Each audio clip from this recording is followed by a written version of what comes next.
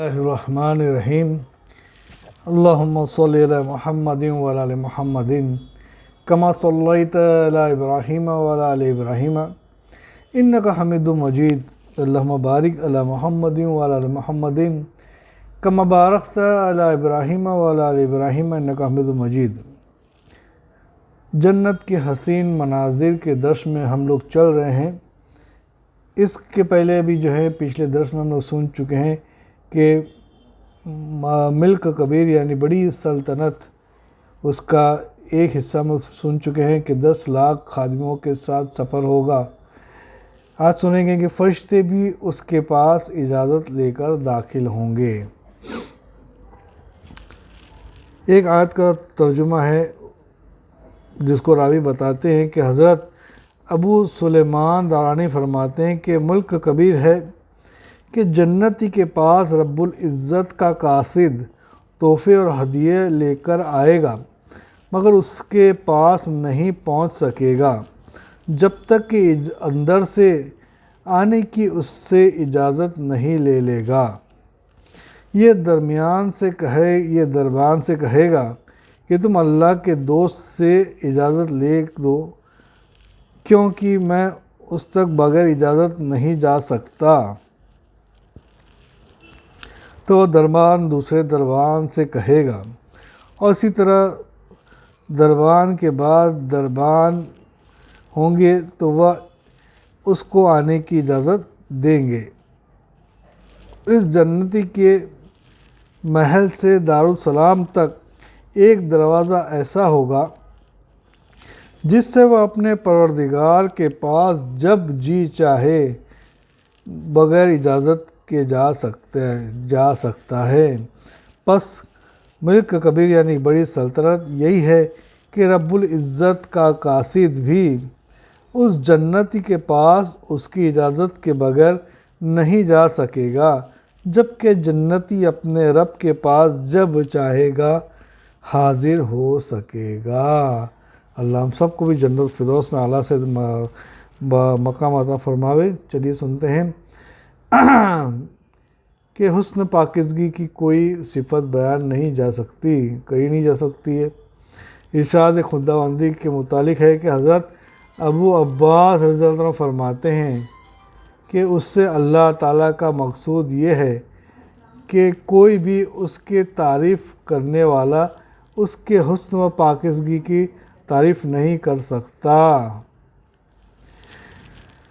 ہاں اللہ ہم سب کو سمجھ میں آتا فرما۔ بادشاہوں کی منازلیں حضرت ابو سعید رضی اللہ عنہ فرماتے ہیں کہ جناب رسول اللہ صلی اللہ علیہ وسلم نے ارشاد فرمایا کہ اللہ تعالیٰ نے جنت کے دیوار ایک اینٹ سونے سے اور ایک اینٹ چاندی سے کھینچی، پھر اس میں نہر نکال لی اور درخت گاڑ دیے۔ جب فرشتوں نے جنت کے حسن کو دیکھا تو کہا کہ اے جنت، تجھے بادشاہوں کی منازل مبارک ہو۔ اللہ ہم سب کو بھی بادشاہوں کی جیسی جنت عطا فرماوے، آمین یا رب العالمین۔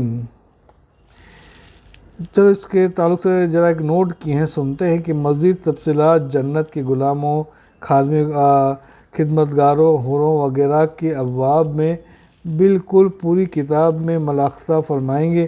اس کتاب میں مذکورہ جنت کی نعمتوں کا ایک ادنا سا حصہ ابھی آج کسی بڑے سے بڑے حکمراں کو حاصل نہیں ہے، مگر پھر بھی اس کی شان و عظمت کے کثرت سے پڑھے جاتے ہیں، جبکہ کوئی مسلمان جنت کے تمام اعلیٰ و افضل نعمت کا کامل طور پر حاصل کرے گا، اس کی شاہی کا کیا مقام ہوگا۔ اللہ ہم سب کو عطا فرماوے، آمین یا رب العالمین۔ جنت کے بہترین اور بڑا اجر پانے والے لوگ کون ہوں گے؟ اللہ تعالیٰ کا ارشاد ہے، سورہ احزاب کی آیت ہے جس کا ترجمہ ہم پڑھتے ہیں، ہم روز کلام پاک پڑھتے ہیں، لیکن یہ آیت بھی اس سے بھی ہم گزرے ہیں، سورہ احزاب کو بھی ہم نے پڑھے ہیں، لیکن اس کے اندر اللہ رب العزت نے ہم کو کیا فرمایا ہے، کیونکہ اللہ ہم سب کو توفیق عطا فرمائے ترجمہ پڑھنے کی اور ترجمہ سمجھنے کی، کہ جب تک یہ نہیں پڑھیں گے تب کو پتہ نہیں چلے گا کہ اللہ نے ہمارے لیے کیا کیا حاضر رکھی ہیں اور اللہ نے کس کس کے لیے رکھی ہیں۔ جو دنیا میں رہ کر کے جو اللہ کے حکموں پر، اللہ کے احکاموں پر، شریعت پر چلتا ہے تو اللہ نے کیسے کیسے حاضر رکھے ہیں، یہ اللہ خود فرماتے ہیں۔ سورہ احزاب میں ہے، یہ سورہ 35 کی آیت کا ترجمہ ہے۔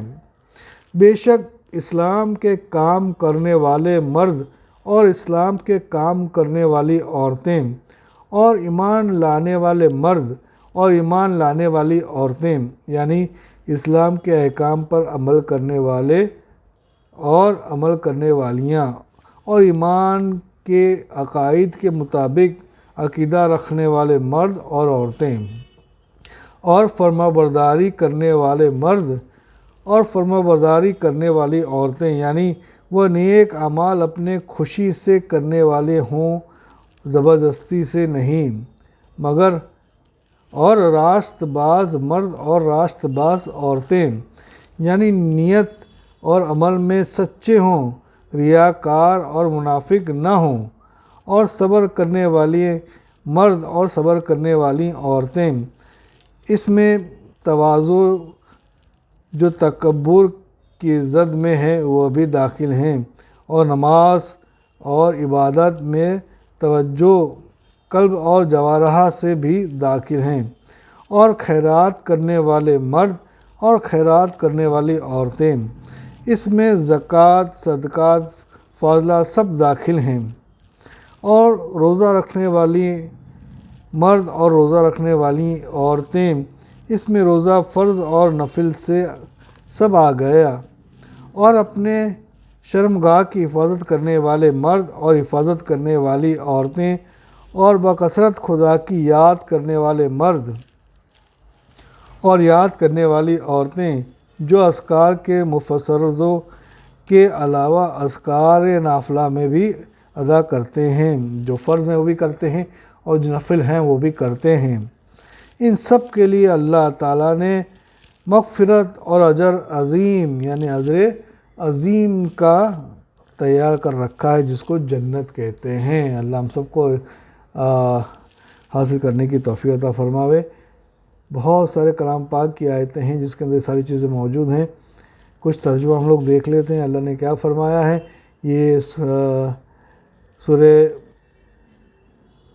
انفال میں ہے، سورہ مائدہ میں ہے، سورہ تغابن میں ہے، جس کے ترجمہ ہم پڑھیں گے کہ تم اس بات کو خوب جان لو کہ تمہارے مال اور تمہاری اولاد ایک امتحان کی چیز ہیں، کہ دیکھے کون ان کی محبت کو ترجیح دیتا ہے اور کون اللہ کی محبت کو ترجیح دیتا ہے۔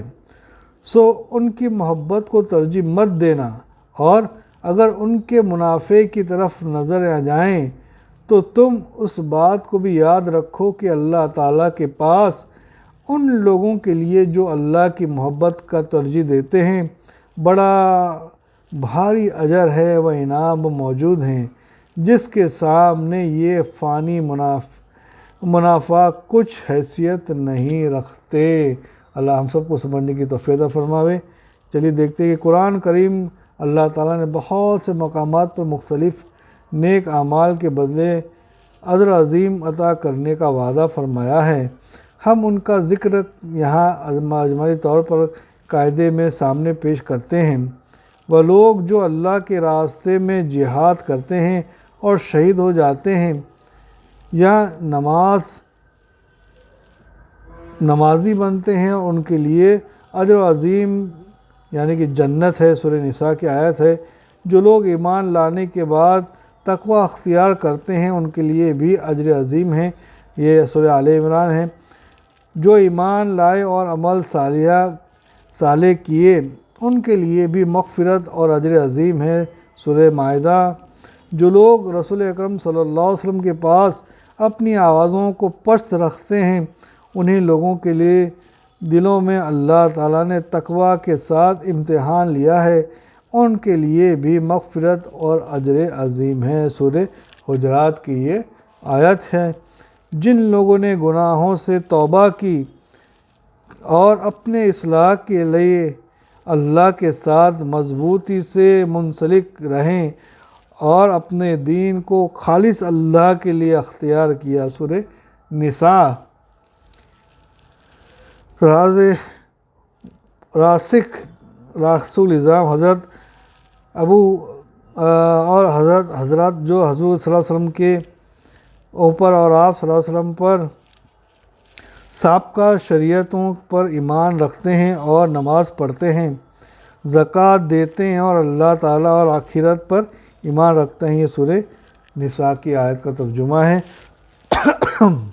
سورہ فتح میں اللہ فرمایا کہ صحابہ کرام کے لیے جو تنہائی میں خدا کے خوف سے گناہوں کرنے سے باز رہے، یعنی سورہ ملک میں اندر ہے، سورہ ملک یہ 29ویں پارے میں جو ہم پڑھتے ہیں، صدقہ خیرات کرنے والے کے لیے سورہ حدید میں ہے، صابرین صالحین کے لیے یہ سورہ ہود میں ہے۔